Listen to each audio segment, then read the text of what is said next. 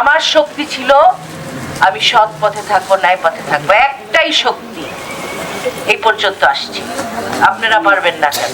ধর্মান্ধ, গোঁড়ামি আর কুসংস্কার থেকে নারীদের সচেতন করার প্রত্যয়ে ফরিদপুর ৩ আসনের বিএনপির সংসদ সদস্য চৌধুরী নায়াব ইউসুফ বলেছেন, সৎ ও ন্যায়ের পথে অবিচল থেকে অভিষ্ট লক্ষ্য অর্জনে এগিয়ে যেতে হবে। ডেন্টিস্টের পরামর্শ নাও নতুন কোলগেট অ্যাক্টিভ সল্ট। আল্লাহর সন্তুষ্টি অর্জনে কাজ করতে হবে, কোনো ব্যক্তি বা গোষ্ঠীর নয়। মঙ্গলবার বিকেলে তিনি ফরিদপুর পৌরসভার ৭ নম্বর ওয়ার্ডে নিজস্ব আয়োজনে ইফতার সামগ্রী বিতরণকালে নারীদের উদ্দেশ্যে এসব কথা বলেন।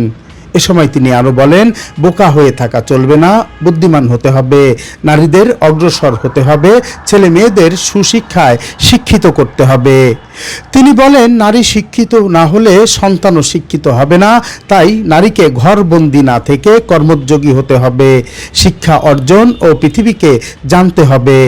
পরে তিনি উপস্থিত নারীদের মধ্যে ইফতার সামগ্রী হিসেবে চাল, চিনি, ছোলা, তেল ও চিড়ার প্যাকেট তুলে দেন। পর্যন্ত আসছি, আমি একটা মহিলা মানুষ, আমার আব্বা মারা গেছে, আমার ভাই নাই একটা। হ্যাঁ, আমি কিভাবে আসছি জানেন? খালি সৎ পথে থাকতাম। আমার শক্তি ছিল আমি সৎ পথে থাকবো, ন্যায় পথে থাকবো, একটাই শক্তি। এই পর্যন্ত আসছি, আপনারা পারবেন না কেন? আপনারা আপনাদের গন্তব্যস্থলে যাইতে পারবেন না কেন? ঠিক পারেন না কি কারণে জানেন? জীবনের মধ্যে প্যাস কইরা দেন, সিরাতুল মুস্তাকিমে থাকতে পারেন না। হ্যাঁ, সিরাতুল মুস্তাকিমে থাকতে হবে, সোজা সরল পথে থাকতে হবে।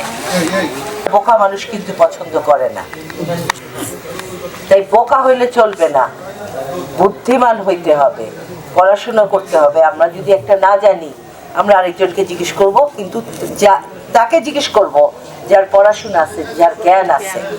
হ্যাঁ, এবং আমাদের ধর্মে সত্যি কথা বলতে বলছে।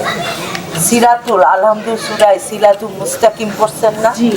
সিরাতুল মুস্তাকিম মানে সোজা সরল পথে থাকতে বলছে। কোনো ব্যাকাছাকা পথ, যেই পথ কঠিন সেই পথে যাইতে মানা করছে।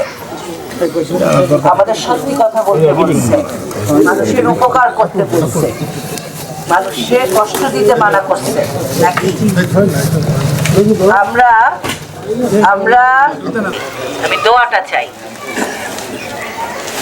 মানুষের মুখে হাসি ফোটানো, মানুষের চোখের পানি কারণ না, সেটা আমাদের সে আছে। আমরা আমাদের ধর্মের কোন জিনিসটা মানি? কিছু মানি না, কারণ আমরা জানি না ধর্ম।